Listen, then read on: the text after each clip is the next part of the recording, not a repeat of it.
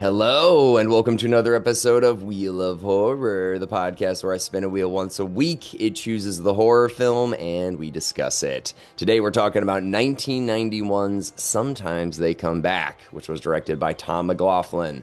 I'm your co-host, Alec, and joining me today is the one and only Joe Testa. Welcome back, Joe. How you doing? Doing all right. Thank you, Alec. Thanks for having me. Oh, and since you mentioned it, Tom McLaughlin, I don't want Oh, I want to jump right into it. We're starting early, Alec. I'm coming in hot. tell me, talk to me. So, Tom McLaughlin, he directed my favorite Friday the 13th movie. We've talked about it on the show, Jason Lives. Oh yeah. Yep. I've actually seen his grave. Now, he is among the living. Oh yeah. I was like, I just looked over. He's not dead. No, he's not dead, but he has his spot picked out at Hollywood Forever. Mm. You've been to Hollywood Forever, right? I think I've been to Forest. I haven't been to Forest Lawns. I've driven past it. Where the hell? Where is Mm. Hollywood Forever? I'm assuming I'm Hollywood, but It's like it's near like Paramount Studios. hmm.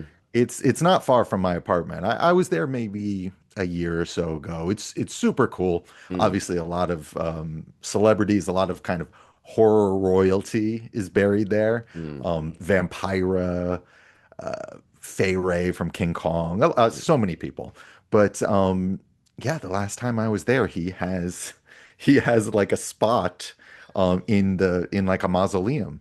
Oh my God. So What does it yeah, say? Like I mean, does it say like Tom McLaughlin, like 1950? Does he it like pick a date that he's gonna die or? no, I don't think so. Yeah, I'm sure I have a picture of it on my phone somewhere, but yeah, it says his name. I recognized his name, and then also I think he mentions it on the Friday the 13th Part 6 Blu-ray Mm. because he says he wrote some of that script there. He would just like go there with a notebook and just kind of write it out freehand. So the place, I guess, has some special meaning for him also. But yeah, I thought that was kind of interesting and morbid. No, that it definitely is. And yeah, the name Tom McLaughlin, right when I saw it, it stood out to me because I'd seen him, obviously, I've seen Friday the 13th. That's not why. But he was in a documentary, some horror documentary I saw, and I always remember like seeing him. He's got like literally long, like 80s style, like hair metal band hair. And he just always stood Totally. out to me as a director. It's like him and is it Mick Garris? They both have just like Yep. super long hair. And I'm like, who are these fucking guys? Yeah. So yeah, I looked him up. I was like, "Yep, that's him. That's Tom McLaughlin." So yeah, he's a horror dude. So Mhm. that makes sense. That he's kind of like into a morbid kind of like I'm gonna choose my grave. Yeah. And I'm surprised we'll get into my feelings on this movie. Obviously, I'm a huge fan of Jason Lives. I'm kind of surprised he didn't go on to much bigger, better things. I mean, he's had a long career and everything, mostly in TV. But besides these two movies, I'm not familiar with a whole lot by him. I'm just surprised he doesn't have a whole list of kind of horror credits to his name. I know. You really would think that. I mean, obviously Friday the 13th Part 6 is considered that and 4 are like considered the best one. So you think like, okay, like he's proven his worth in that one. And then to come out with this just like I think 5 years later after he directed that. So it's like, okay, back to back kind of like spooky stuff. And I believe this is the third TV adaptation by the Stephen King third TV adaptation. So I think it Hmm. was Salem's Lot, It, and then this. I thought there was more, but I did do a little bit of research, and it Hmm. said it was the third one. But I feel like there was another one in the '80s, but TV adaptation. Yeah. And it's so funny. Like, I saw this movie as a kid. It's a movie Yeah, I always had, a fondness for. I had no idea until kind of recent years that this was a TV movie. And it's yeah. kind of kudos to the director and his crew that to me, this movie comes across very cinematic and just as cinematic as, or if not more so than a lot of what I would imagine was on TV in the early 90s. Dude, I same thing. When I put this on, did not know it was a TV movie at all. And then there were a couple weird transitions where I was like, that a commercial break? Like, what the fuck was that? Yeah. And then I looked it up and I was like, oh, okay. But yeah, dude, the way it was shot, like it looked really good. I mean, Salem's Lot, I have never considered a TV movie. Like Yeah. I'm just like, this is just a long, good movie. And this one's really short compared to Mhm. it and Salem's Lot too. This is an hour and 38 minutes. And Mhm. those two are, I think, are bordering 3 hours. I think there were multi-night events, and I can't imagine. I mean, maybe they did. I don't know. Do you remember when you watched it? Was it specified out to like the 2 night event on CBS? Like, Definitely not. And I saw this, like I said, I didn't know it was a TV movie, and I couldn't find like, was this a regular TV movie or was this like a Showtime TV movie? Like you said, though, it does seem to have commercial breaks, so I guess it was a regular just TV movie. But they seem to get away with quite a bit. I mean, there's nothing really graphic, but I feel like there's some kind of fun moments of macabre gore here and there. And, yeah. it's more than I would think a TV movie in the early 90s would get away with. That's what I'm trying to figure out. I'm looking at the Wikipedia. It doesn't say if it was on Yeah. Showtime or HBO or whatever. So, but I think because of the commercial breaks, it had to have been on network TV. So Hmm. you're right. This got away with some stuff. I mean, nothing too crazy, but assuming for 1991, showing somebody being hung on camera, that was pretty graphic when they showed the kid who fell off the bridge or whatever, and his body was just at the bottom of the thing. I don't know. They showed some stuff I wasn't expecting, and their gruesome faces, the bullies' faces when they came back, they were all Yes. zombified, and I was like, all right, this is a legit movie. Like, let's Yeah. go. Hmm. So many extras too. That was the other thing I noticed. Just like there were some big scenes where they're walking through the town. I'm like, this doesn't look like a Hallmark movie. Like this looks like a production. Dude, I'm a broken record on this podcast when I like wax poetic about the way things used to be and how much more appealing looking they used to be. Like this movie is gorgeous to me. Like Oh, the yeah. fall setting, I mean, just like it is so nicely shot. And I always thought that about this movie. But I just this time especially, I was just like, how does an early 90s TV movie for a shot, I'm sure very low budget, looks so much better than so much of what I'm watching right now. I just had to get that out. I know I say it Yeah. pretty much like every episode, but I just needed to say it. You're not wrong, man. Really quick, it was CBS. CBS, Okay. May 7th, 1991. But yeah, it was shot in Missouri, and Mm, this kind of leads into something else. But I think you're totally right. There was one scene specifically where it was shot probably in like the evening, and the sky was like pink and bright, and you could see the branches in front of it, and they were like, dead branches. So it just looked so beautiful. Where now, mhm. you're right, everything feels like a green screen. Everything feels like Hellraiser 6. Like, it just looks so blown out and just fake and like Yeah. um but yes, this movie was shot and takes place in Missouri. But it Mhm. actually, I don't know if you knew this, I'm assuming you probably did. It actually takes place in Connecticut. And I was like, let's go. It takes place in Stratford, Connecticut. And the only reason that I thought that for some reason is because they kept saying, oh, yeah, we just transferred in from Milford. And Eric used to live in Milford, Connecticut. So I was like, they're not talking about Milford, Connecticut. Like, that'd be Yeah. crazy. And then they kind of are. I don't know. I was so confused why they didn't have this take place. I mean, money probably have it take place in Connecticut, shoot in Connecticut, Yeah. but it looked like Connecticut. Some shots, like fall in Connecticut sometimes. It does. It looks like New England. Yeah, I mean, it's pretty rural. It's definitely more rural than the real Stratford, Milford area, at least now. right. But yeah, I love the location. I mean, and just another thing that McLaughlin did so well in Jason Lives is just that mood and that atmosphere. It's all here. And it's funny, you mentioned the Connecticut connection. The whole reason this movie was kind of on my radar again. I haven't really thought about it that much. I like it a lot. To me, it's not like top tier King. I Mhm. mean, and that's not a knock against this movie. When you think of Stephen King movies, there's Kubrick, there's Carpenter, there's Romero, De Yeah. Palma. I mean, it's pretty stiff competition.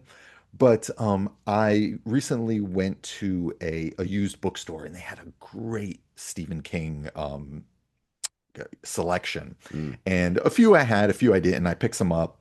And I got this book on writing, which is a nonfiction book he wrote about the craft of writing. Right. But part of it is a memoir. Okay. And he's talking about his time in Connecticut. When he was a kid, he and his family moved to Stratford and they lived there for quite a while. Huh. And it's incredible, like how much from the Stephen King universe he got from Stratford. Like he talks about train tracks and um, this like junkyard that was the inspiration for the Barons in it. So it really blew my mind. And a little bit later, he talks about the short stories. Sometimes they come back, which I first read in the short story collection Night Shift. Right. But that was really the first story he sold for any significant amount of money. And it was sold to Cavalier Magazine, an adult magazine, Huh. for I think it was like $2,000 or something, which for him and his family at the time was a lot of money. And I just thought, oh, sometimes they come back. I remember that movie from when I was a kid. I always enjoyed it. Fired it up on Tubi. And yeah, I mean, this movie, like I said, it's not like top 10 King for me, but this movie feels so much like Stephen King to me. It's kind of a hard thing to articulate. It's not just that it's filled with Stephen King kind of staples. Like Mhm. obviously there's train tracks in this movie. There's greaser bullies. Even their car reminds me of like Christine. Like Yep. it's sprinkled with so much Stephen King. But I don't know. I don't know if it's just nostalgia or the film grain. There's just something about this movie that is just so quintessential Stephen King. And I think way back in our Creepshow 2 episode, I talked about the very beginning of that movie when the kid is wait on his bike waiting for the new issue of Creepshow by the Hmm. truck. And Yep. I think I said it in that, like to me, that 30 seconds or whatever it is so Stephen King. That's how I feel about this whole movie. I remember that scene. It's like it's in the small town. He's coming down the bike, and there's the Yeah. truck there. Yeah, I do. I do remember that. Well, you're total, and this is one of his earliest ones. I think this. You said it was in 1974. I think was when this short story came out. So this is like Something like that. Yeah. way back. And it's funny because I did The Long Walk last week, and that's one of his first books too, which is one of his like latest adaptations. And Mhm. this is kind of in the middle. It's kind of strange. You would have think after like Carrie, they would have been like, oh, make another one of his very early ones. Like this one did well, but they waited quite a while to make this adaptation. Yeah. Um, but also another nod I feel like is it. I feel like, dude, it's like a writer returning home to his, or he's not a writer, he's a teacher, but somebody coming Yeah. back to his hometown. And it was also weird, the number 27. It's like it comes back after 27 years. He's coming back 27 years after this incident happened. And I was like, why is that a thing? Um, And the whole idea of his brother being murdered, when they were kids. Dude, the ending scene felt like the scene that the two brothers should have had from it. Like where it's just this like big, well, I guess they did kind of have it. They did kind of have it where they meet at the end of chapter one and they're like, "Come take me home" or whatever. But I guess he's talking to Pennywise. This one he's actually talking Right. to his brother. Um, so yeah, definitely a lot of similarities, definitely a lot of like early tropes that bled in and got expanded on in other stuff. But Mhm. I know, and also just in the beginning, it just reminded me of I know you maybe have seen this show, but you remember Welcome Back, Kotter? Not really. That's John Travolta, right? He's in it. He's one of the Yeah. students in it. Yeah, but it's the whole premise is basically this guy goes away, like lives his life, things start to fall apart, and he just goes back to his old high school and becomes a teacher there, and all the Okay. people give him shit. So it was kind of like a less comedic version of that, but certain aspects of the bullies in the room and all that stuff, I was like, this is kind of like Welcome Back, Kotter. Like it really actually is. No one's Interesting. gonna understand that reference, basically, um, but yeah, no, it's a really interesting movie. Again, yeah, it's not like the best adaptation, but like if you like Stephen King movies or books and you've seen or read a lot of them, you're gonna notice a lot of trends in this. So you're gonna be like, all right, I feel pretty comfortable in this setting and arena. Yeah. Um, And tell you the truth, I think it's better than it has any right to be. Like we said, it's a TV movie. Yeah, I yeah, think the cast is really good. It looks great. And getting back to the Night Shift collection, yeah, which I can't recommend more. Like this is full of just his best early stuff and so much you would recognize because so much has been made into other movies. We even covered The Boogeyman, one of the most recent adaptations from Night Shift. But to yeah. tell you the truth, most of the adaptations from this book are not great. Hmm. You know, like I would maybe argue that this movie is maybe the best thing that has come from this book. I think other people might say Children of the Corn, maybe. Hmm.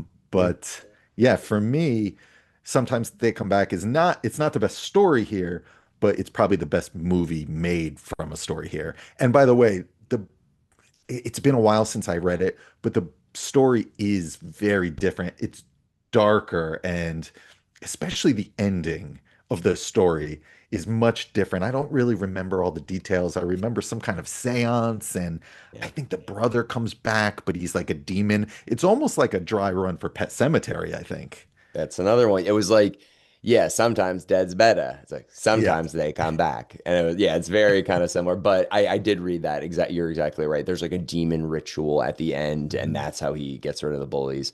Because as I'm watching the movie, and we'll get into the plot in a second here, but yeah, like towards the end, I'm like, so they're like unstoppable, killable zombie demons. I'm like, he has to do something because he's shooting them, and they're just like, and I'm just like, so what is he gonna do? They can kill people. Nobody can kill them, so they're gonna need some real shit here. Um, but yeah, no, it's I think like it started a little slow. In the beginning, I was just kind of like, all right, like maybe this is just gonna kind of be like Welcome Back, Kotter, but maybe there's gonna be a little bit of a twist. And but then there was a moment where it's just like a light switch went off, and I was like, oh shit, they're gonna start blaming him. And like, are like what is going on now? Are these things back? Can he only see them? And all these questions started to get answered very quickly, where I was like, okay, I'm locked in now. But there was a little bit in the beginning where I'm like, okay, like the husband and wife, they're like the dad's like, can we play ball, dad? And all this shit. And I was like, I've seen this before. But then You're like, what is Joe making me watch it's now? like this movie of the week, this Hallmark movie of the week. It's just like a family broken apart, brought back together. But no, no, it really, it did snap into place maybe like 30 minutes in where I was like, okay, I like this now. Great effects, fun acting. And I recognize some actors. You know the Mhm. dude, the guy from A Nightmare on Elm Street 2. Yeah, Robert Russler, I believe is his name. Ooh, And I love him in this movie. I think he's a lot of fun. Probably a bit old here to be posing as a high school student. yeah. I mean, Nightmare 2 was 85 and this is 91. Hmm. So yeah, I mean, but I think he's a lot of fun. I think all the villains, they're very over the top, the greasers, but I think I have fun with them. Yeah, no, they're definitely characters. I mean, they stand out like sore thumbs in this world. I think that's the point. But yeah, just in case anybody hasn't seen this, and first of all, I had never heard of this ever. Like, until you recommended it. I'd heard the title, but I think I'm confusing it with a bunch of other movies because I'm like, I feel like did this just come out? Like, but so I'd never seen this, barely heard of it. But the one thing I will say before we jump into the plot, dude, when I was a kid, because this one came out in 91, I didn't realize this is a trilogy. There's sometimes they come back, sometimes they come back again, and then like sometimes they come back forever. So I don't know. But the third one, Much like the Children of the Corn franchise, this one has been, stretched. well, only three. I mean, Yeah, Children of only the three Corn's got actually. like 11. Yeah, you're right. You're right. It Um, hasn't been abused quite as badly. but I'm trying to find what the third one's called, but it's like sometimes they They sometimes they come back for more. for more. Okay, dude. When I was a kid, for some reason they put that one in onto to video or whatever. So I remember seeing that poster at the video store at Blockbuster, and it like scared the shit out of me. Do you know what the third one looks like? Yeah, I remember it clear as day. There's like a red hand coming up from ice. That scared me so much when I was a kid because I was just like, oh shit, the devil's hands can come. Because I didn't know what the movie was about. I didn't know Yeah. anything, but I just saw that image and I thought that was one of the scariest. And I forgot about it until I looked this movie up and I was like, oh my God, it was like a bolt of lightning seeing that I red hand. know I've seen both of those. Alexis Arquette plays like the bully, essentially plays who Robert Russler is playing in this movie.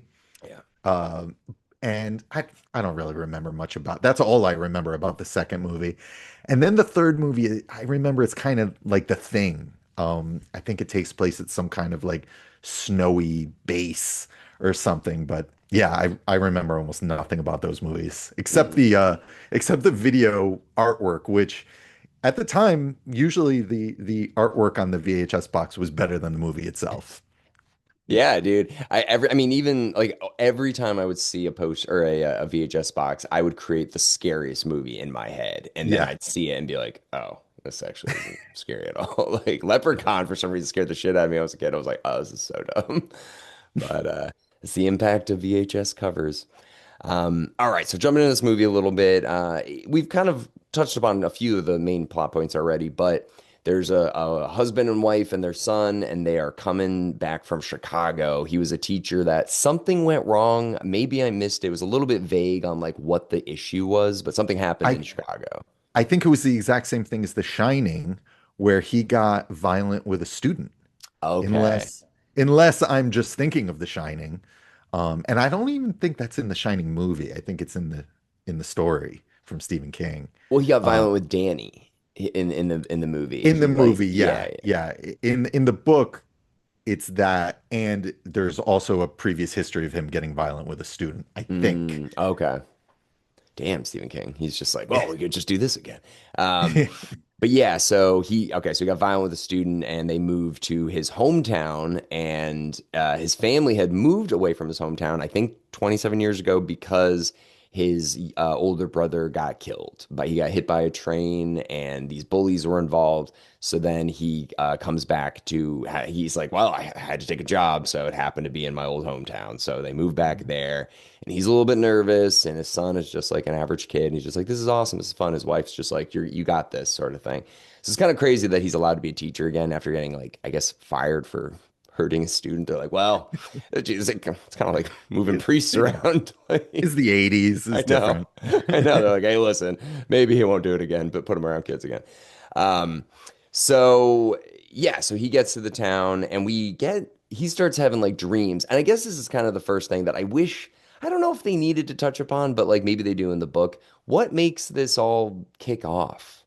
It's like I know him coming back to the town, but like there's no like, oh, it's a Native American burial ground or Mm, there's a, demon. There's nothing. They never say yeah. why this incident occurs. Yeah, no. And maybe it is because, this was from a really short story as opposed to like It, which is 1,000 pages and full of lore.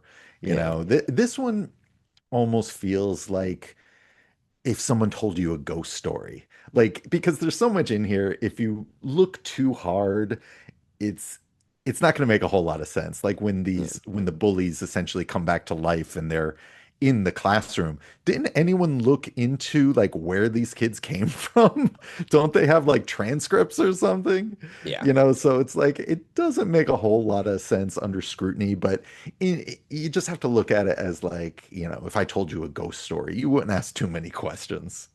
That's probably a great way to look at it because that was exactly one of the questions I had. I was just like, dude, just go to the office and be like, who is this fucking kid? And they'd be like, who is he? It's like, Who I is this 50s yeah, greaser? yeah.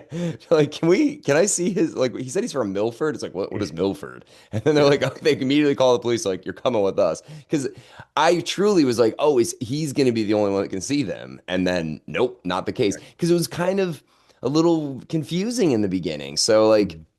you get this one of his students. It's Tim Matheson, by the way, who I immediately recognized from Animal House and God, what's the other thing I always saw him in? Is like Black Sheep, the Yeah. fucking Yep. Tommy or not Tommy Boy, the Chris Farley movie. Yeah. So he's in it and he's the lead actor.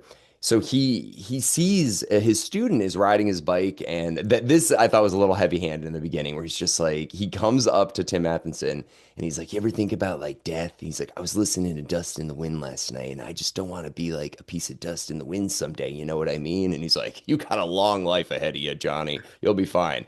And then It's immediately like in an dies. It's like in an action movie when a cop talks about like 2 weeks to retirement. It's like Yeah. they're dead. You could see the vultures circling. It's Yeah. over. That's what I was thinking. I was just like, why is this guy talking about dying so much? And Yeah. then immediately he dies.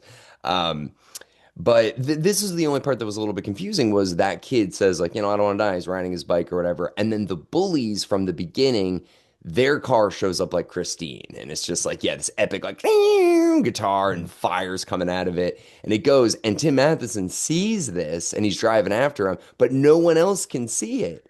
So I then don't love that. yeah, so I'm like, okay, so nobody else can see it. So that's a cool angle. They're gonna think every time that he sees this, they're gonna blame it on him. I was like, okay, interesting angle. But then the next time they come, everybody can see him. So I Yeah. was like, wait, what are you doing here? You know what I mean? Yeah. You notice that, right? Yeah, and I don't love that like sometimes they're invisible, sometimes they're not. I'm thinking like later on in the movie when they have the jock character on the hood of the car, like are the people around, are they just seeing him flying through the air? You know? Yeah, yeah, literally. Yeah, So and how would he? Dude, he lasted a long time. I was like, this is like the end of Death Proof. Like literally, like for the half an hour, he's just like, let me go, and like no one's seeing this. yeah, I don't love that, but I understand the idea of wanting to have this kind of uh having a Jim be a suspect. It gives the story a little more suspense. And that's also a kind of a Stephen King trope. I'm thinking The Dark Half, which we still need to talk about. Let's do it. There was also that one HBO just did it with recently did it with Jason Bateman. I forgot, but it shows up in a lot of Stephen King stories. So I get the idea. I don't love the execution. Yeah, I know. Yeah, I agree. I agree that it got me intrigued for a second. And I was like, ah, man, they didn't sink the landing on that. But yeah. So just I guess in case we didn't touch upon it, the Flash or the what happened in 1963, I think, is the two brothers. The lead in this movie is Tim Atkinson, his older brother. They're just like two young kids having fun, and they run into a bunch of bullies and I think they accidentally kill him. I don't think they actually were intending to kill him, but they have a switchblade, they're Yeah, holding it, and they like push him into it. And they say the one line though, because they're hurting his little brother. So the older brother punches the lead greaser in the face, and he's just like, "Don't you know nobody punches me?" sort of thing. And mhm. then he makes it seem like, and then he guts him. But it seemed like an accident though, right? Yeah, I think so. And I think this scene is pretty well done. I Yeah. think a lot of the time, bullies and bullying in movies could be really lame, but I feel like these guys are pretty intimidating, and I think this scene is kind of intense. And so yeah, the older brother gets killed, and the bullies. This is all happening on a train track. The bullies jump in their car to escape, but the main character, Jim, the little brother, takes their keys, so they're trapped Hmm. on the tracks, which is, kind of he essentially murders them. You could look at it like that. One of them escapes through the window, and Hmm. three get hit by the train and die. Including his brother. Yeah. So they're all gone. I guess it's 1963. So the police or investigation are like, yep, they're dead. All right, case closed, boys. Like, because then, I mean, there's really no investigation into the son and be like, so what happened? So the parents are like, let's just get the fuck out of here. So they just move away, and then that's kind of it. But when Tim Matheson comes back, he starts having all these flashbacks and he's like seeing the incident happening again. So that's, I guess, like, he came back too, so maybe it triggered the ghosts coming back. I don't know Yeah. what brought them back, but they're all back now. So yeah, so he starts going to school. Try to shoehorn in some like, oh, the wife's gonna start like a business or something like that. I don't know. She's just kind of there for like moral support. Doesn't really feel like she's too needed in the movie until the And end, I also guess. a Stephen King veteran, Brooke Adams. She was in the Dead Zone, Cronenberg. That's right. She's Mhm. with Christopher Walken. She's his like girlfriend. That's right. I knew I Yep. recognized her. I was thinking, I was like, is that Adrian from fucking Rocky? I'm like, no, no, it's not. No, no. But yeah, so I guess like the first thing that really like kicks the movie off is he goes to school, he's becoming a teacher, and the kids in the class are just like, the douchey bullies that are just giving him a hard time. And it is an interesting, I guess I always fuck this word up, juxtaposition between the modern day bullies and then once the 60s greaser bully shows up. And then they kind of like feed off each other a little bit, but I Mhm. actually really liked these scenes, and I think it's because of Tim Matheson's performance. Like it felt really real. It felt like how a teacher probably would respond, especially when he's like, "Why you keep looking at me?" And he's like, "I'm not Mhm. looking at you." And it was like trying, it like it clearly was because he's Yes. seeing this guy that he saw 27 years ago who fucking killed his brother, basically. Like that scene, I feel like if I was reading, it felt like a book. Like it Mhm. just like I can imagine reading that scene and especially the switchblade scene later too. Like I was trying to imagine reading that. I feel like I'd just be like, "Oh my God, what's happening next? What's happening next?" sort of thing. Like, so yeah, it very felt like I don't know, like page to screen. Yeah, and all stuff that could have just in lesser hands could have come across really cheesy. Yeah, Like I think, that scene in the train tracks, these tense kind of classroom scenes, I think they're all done really well, especially again for a TV movie from the 90s. I know. Yeah. Yeah, so Tim Matheson, yeah, definitely added a lot. And I think, yeah, you're right. You said earlier the bullies were believable. So it did work. Um, and basically there's just a lot of like miscommunication where it's just him yelling at these students. He's just like, "I said shut up." And his boss is just happens to be walking by and he's like, "I'll take over," sort of thing. So it's like he's coming unhinged. Yeah. And but then things start to happen. Like the actual bullies, they start killing kids in the class one by one. And it makes it seem like it's gonna be they're all gonna blame the Tim Athenson's character. And they kind of do. Like the cops, like again, they're just like, "I bet it's him." Like, case closed, boys. Like they really don't give any reason why they just believe everybody else. But sorry, what were you gonna say? Oh no, nothing. Yeah, I mean, especially the one scene where I think it was the first kid who was just like, "I don't want to die" or whatever, and then he dies immediately. For some reason, the principal is just like, "Well, they all said they saw one car, and it was your car," and it's just like, first of all, how do you know that? And then also, just why is everybody like, "Well, it must have been him then." Anyways, let him back in the building and put him around kids. Like, there's just felt like there wasn't a lot of repercussions to murder. Yeah. Um, and a lot of people die in this movie. I mean, a lot of like Yeah. kids. And they're like, "That's the third kid in your class that died this week." And you're like, And he like just rolled into town like yeah, 2 days ago. exactly. It was getting to the point where I did think, I'm like, is he the fucking killer? And it's like gonna be this whole reveal where it's like the bullies were like in his mind, but I was like, no, They could have gone in that direction for sure. they could have, but then they got too committed to having like other people seeing them and like Yeah. talking to them and be like, "You want to go get like a soda pop after class?" Like, he was like becoming friends with kids in the class. Yeah. Like the Chip kid who's like the jock douchebag, he literally becomes friends with them. They like go out for beer and stuff. So I'm like, what are the rules? Yeah, it is. It's that's what I mean. Like you almost have to look at this movie as just like a ghost story that's Yeah, you're just right. being told over, a campfire or something. Because I think if you look too closely at some of this, it kind of unravels. Yeah, yeah, literally. I want to see that scene though. Like a 90s bully and like a 60s Mhm. greaser and they're just like talking about chicks or whatever um How bullying has changed over the decades. right, exactly. Like I wanted to see that scene. All right, so I don't think I feel like I am missing something, but the next scene that really stands out in my head is when Chip comes to the class. Oh no, I know what it is. Katie, there's a girl in the class who apparently hangs Mhm. herself, and it's definitely the greasers that do it. But he's having dreams. That was another thing. They're like, "Hey, let's bring in a little bit of like a dead zone kind of aspect to it, where he's having dreams and visions of what's Yes. happening." So he like comes to like a school committee or whatever, and he's just like, "Katie didn't kill herself. She was killed." And everyone's like, "What? Mhm. What is he talking about?" And it's just like, "How do you know?" It's just like, "I just know." And you're like, Yeah. "Who are you? Who are you, sir? Like, no one here knows you. All these kids are dying. You're having visions." Like, Literally, every plot point you're talking about will later be a 500 page novel by Stephen King. Dude, this feels like the Stephen King Bible. Like he like started Yeah. with this and he's just like, I can expand on this one, this one, this Mhm. one. This will be an evil clown coming back 27 years later. Like, okay, okay. The Yep. car, Evil we'll car. make the car Yep. be evil. Yeah, It's so psychic, can predict murders. yep, car almost hits a kid. It's kind of like Pet Cemetery. It's just like, all right, well, Mhm. but what if the car hit him in Pet Cemetery? It's just like, oh, I know. He really, there are a lot of plot points that do get very heavily expanded Mhm. upon.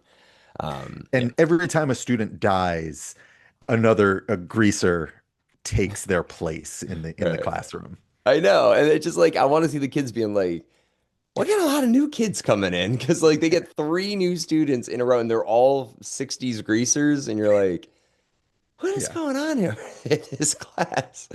Um, so yeah, so then the bully Chip goes and hangs out with them. Again, we never see the scene, but the wife comes up and she's like, one of your students is at the door, and he's like, fuck. And he goes down, he's like, let's see who it is. And it's Chip. And he's kind of almost like relieved that it's not one of the, greasers with the switchblade and stuff. So he's just like, all right.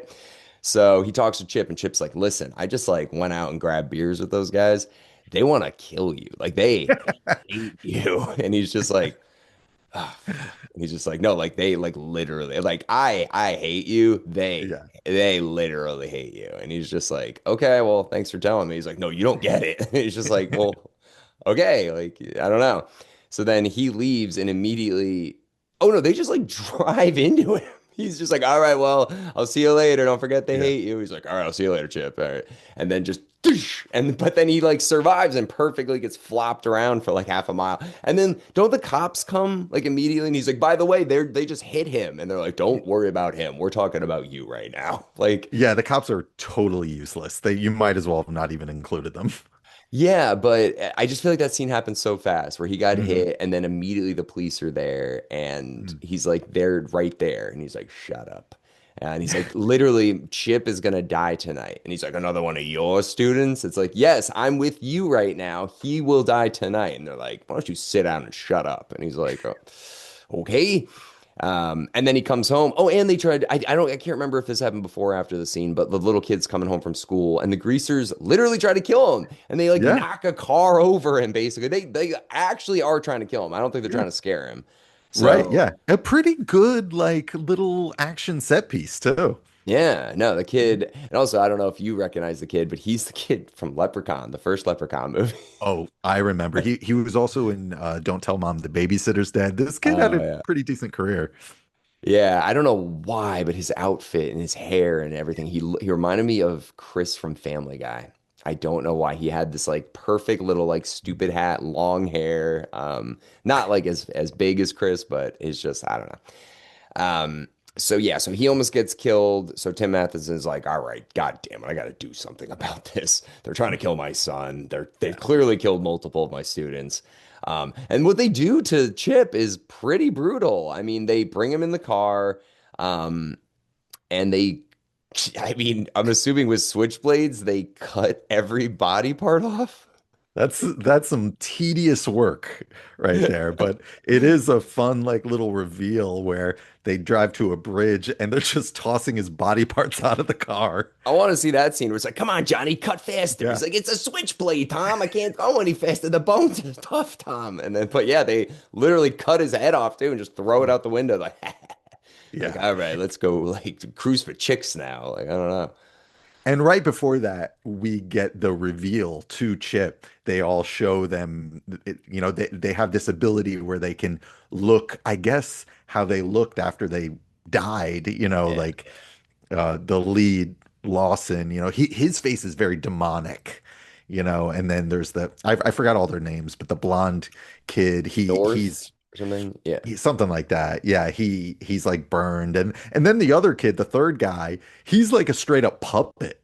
He's like he's so messed up that like it's not even makeup effects. It's just a straight up puppet. I love it. It reminds me of like American Werewolf in London with Griffin Dunn, how Mm-hmm. he's slowly just becoming like a straight up skeleton. Yep. Yep. This movie, my wife was watching some of it with me every now and then. She would just look at the TV and she was kind of watching this part and she said, "This reminds me of Are You Afraid of the Dark?" And in the best way. Yeah. It wasn't a knock. And I thought, yeah, it does have a very just kind of retro ghost, something you would watch around Halloween on TV back in the day. Yeah, there is a very specific Are You Afraid of the Dark that's kind of coming to mind now about like a bicycle that like I feel like some kid and his friend died with a bicycle and then he keeps coming back to haunt him. It kind of is a little similar. I mean, I feel like R.L. Stein probably was like, all right, let's see what Steven's doing. How do I dumb this down? And then Yeah. like, so I'm sure a lot of the Stephen King storylines probably come through in those as well, but just a little skewed. Yeah, I Um, think if you have any kind of love for that era, whether it was your youth, like it was for me, or not, I think that's who this movie's going to appeal to. Oh no. I'm so glad I saw it. Mhm. Yeah, so let's think. Where were we in the movie now? The grease. Oh yeah, so they kill Chip, and then yeah, the cops are just like, yeah. So yeah, you're right. They did. Somebody got him, but was it you? And he's like, I was with you. I was with you at the police station all night long. So it's like, no, it wasn't me. Um, so God damn it, what happens after this? The bullies, there's three bullies now. There's yeah, the three of them in the class, and they've just like taken over. Oh geez, there goes my light. And they're just like taken over the class, and I don't know if he knows what to do at this point, and I can't remember if they get the guns or whatever, because all the bullies get shot and nothing happens, and that's where I was like, what are they gonna do? But what am I missing? There was something that happened right He after. he um he goes to talk to a cop who investigated the deaths Oh, that's or right. the incident, Yep. back in the what was it, the early 60s, I guess. 63, I Um think. Yeah. yeah. So the cop is retired, he's in a retirement home and he kind of acts as this he kind of he says the title of the movie. Sometimes they come back. Yeah. He's like an old the Fred Gwynn character in Pet Cemetery. Mhm. He has the info we need. Dude, I actually loved that scene. I'm so glad you brought that up because I totally forgot about it until right now. But yeah, where he's like, I died for like 3 minutes back in the day and I saw your brother and he told me that this would happen. I was like, dude, okay, I like this. This is sick. Like, this guy's just been like waiting for this moment. He's like, yo, back. Like, it's time. And he fills them in on all this stuff. And I really actually like this scene. Yeah. I mean, it's been, done to death, I guess, at this point, but I was trying to imagine back in the 70s and be like, damn, this would have rocked my shit if I ever saw this for the first time. So yeah, so he kind of explains to him, like, he doesn't really tell him did he tell him what he needs to do? Because what he needs to do is pretty vague. It's like you need to like go back to to like recreate the incident. I can't walk you through exactly what the plan is. It's all kind of vague to me, but yeah, he has to recreate the events of 1963, Yeah. and he needs the bully that survived to do it. So, Yeah. there's one bully that's not a ghost because he jumped out of the car, so he has to go track this guy down too. Yep, Mullers or whatever. And I know you recognize him, that I actor, do. Yep. J.F. Sebastian. Like, We talked about him in our Blade Runner episode. yep. And now he actually looks appropriate age to play J.F. Sebastian because I think he was old. He was supposed to be old in that movie. Um, but yeah, so he's in it, and this is like affected his entire life. Like seeing that whole incident, like being a bully, and like having his friends get killed, and being responsible for this young boy getting killed. So his life has just been a mess, and I kind of like that too. I like seeing that he's not just like whatever, it rolled off my my back like water. It's like no, this like fucked his life up too. Um, and all of the ghost bullies are jealous of him too when they meet him. They're just like, you got to live your life, and he's just like, I live in a trailer park. Things are going horribly for me, but they're just like still.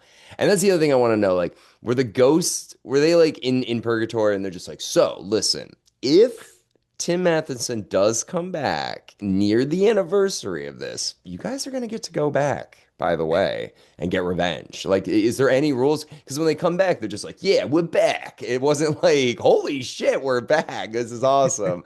Because that you don't see them come back, but you do see the younger brother come back, and I was like, this feels like Terminator. Like they're coming through like a portal sort of thing, like Mm, dun dun dun dun dun, and then they're right. just back in the reality.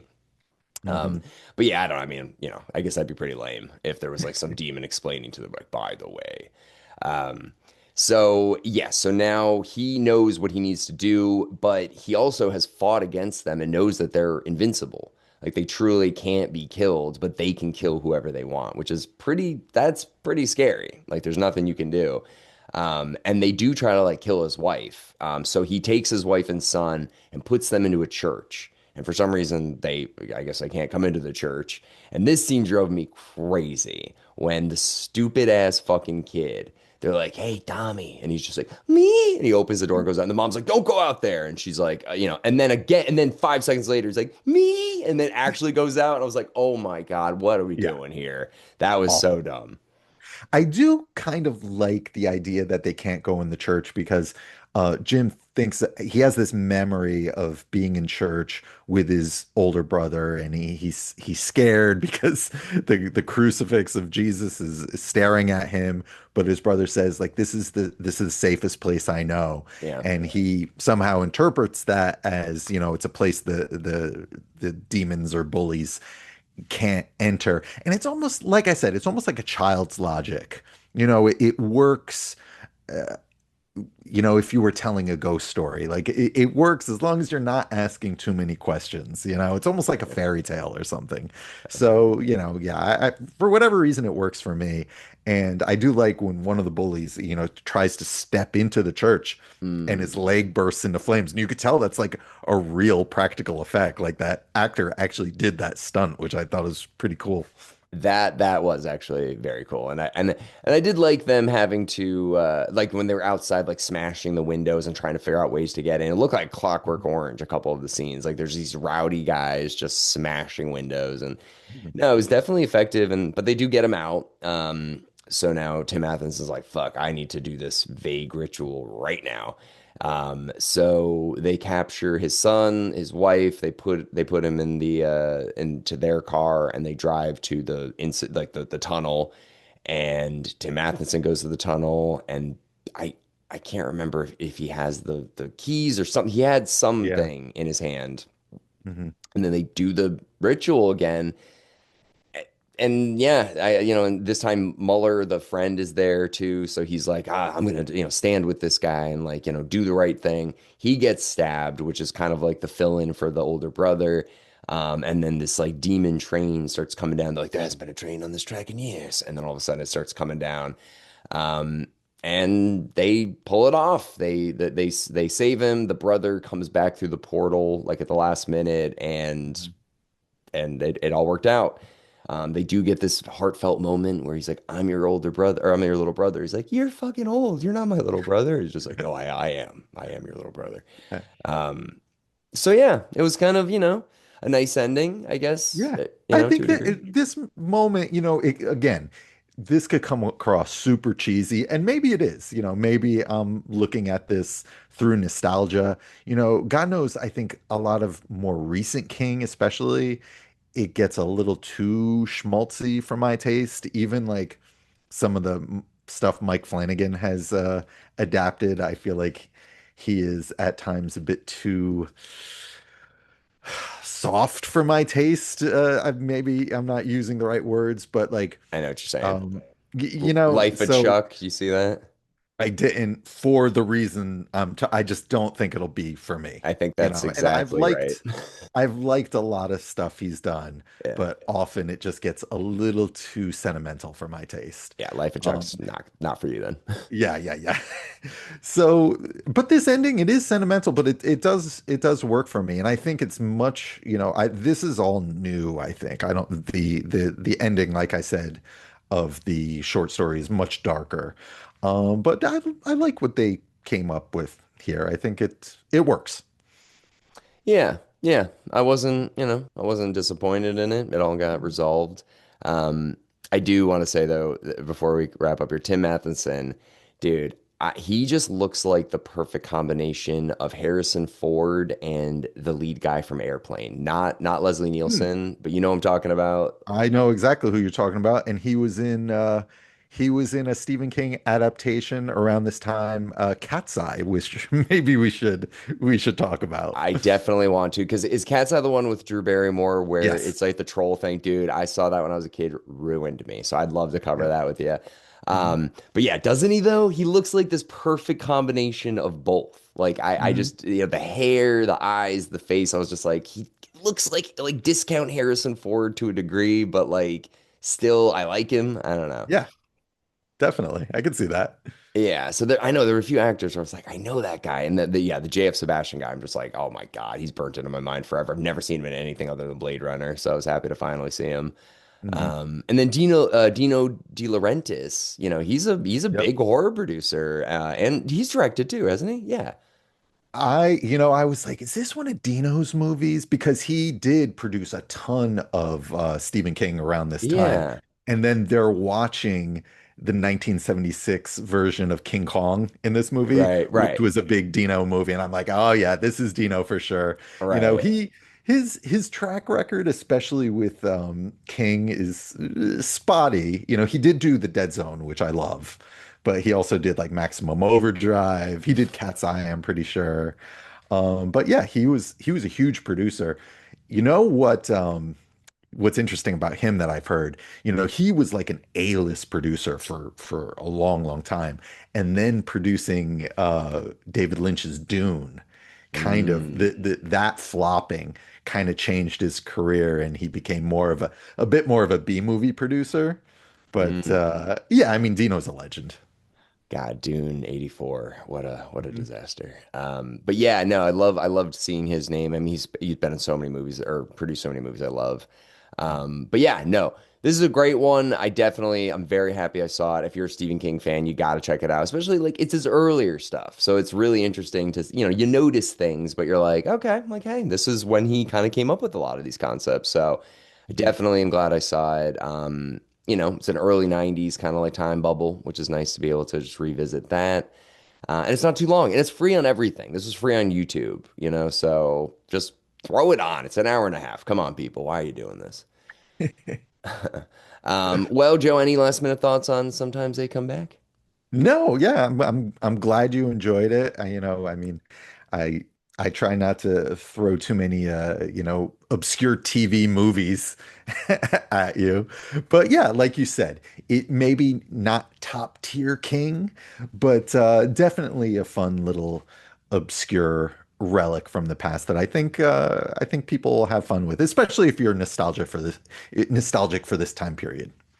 Yeah, yeah, definitely. And I know it makes me at some point want to do an episode with you about like what's better, like straight to video or TV movie. Like just like trying to like I'm sure it'll be straight to video probably has more success, but like I Mm. don't know, there's probably a few straight to video. I mean, fucking Salem's Lot. I think it's up there. So, anyways, something we Mhm. should talk about. I think we can add it to the list. I know I want to do the intro production studio intros, like a Mhm. conversation about that. So we'll add it to the list. We'll add it to the list. Let's do Um, it. but before we close up on everything, I want you to talk about your TikTok, Instagram channel, Midnight Programming. So talk all about it. It's awesome, people. Oh, sure. You can follow Midnight Program on mostly TikTok and YouTube Shorts, and I just talk about mostly a lot of the stuff you see behind me, which a lot of it is from my childhood, growing up, collecting weird horror-related things, and yeah, yeah, come over see what we're talking about. Guys, check it out. Joe, he goes so in depth to so many specific things. I love it, dude.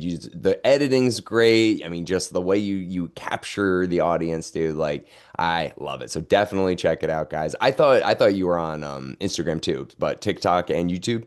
Yeah, I mean, I'm on Instagram. I treat Instagram kind of like a scrapbook, Right. I don't really get as in depth there. Well, definitely check it out. It's awesome. But Well, thank you everybody for listening into our discussion today on Sometimes They Come Back. I don't know exactly what's going to be coming out, guys. Just bear with us, for a few more weeks until I can kind of get the schedule situated. But there will be another horror movie coming out next Monday, so don't worry about that. But Joe, thank you again so much for joining. Appreciate it, man. I'm sure we'll see you very soon. Thank you. Yeah, I'll be back soon.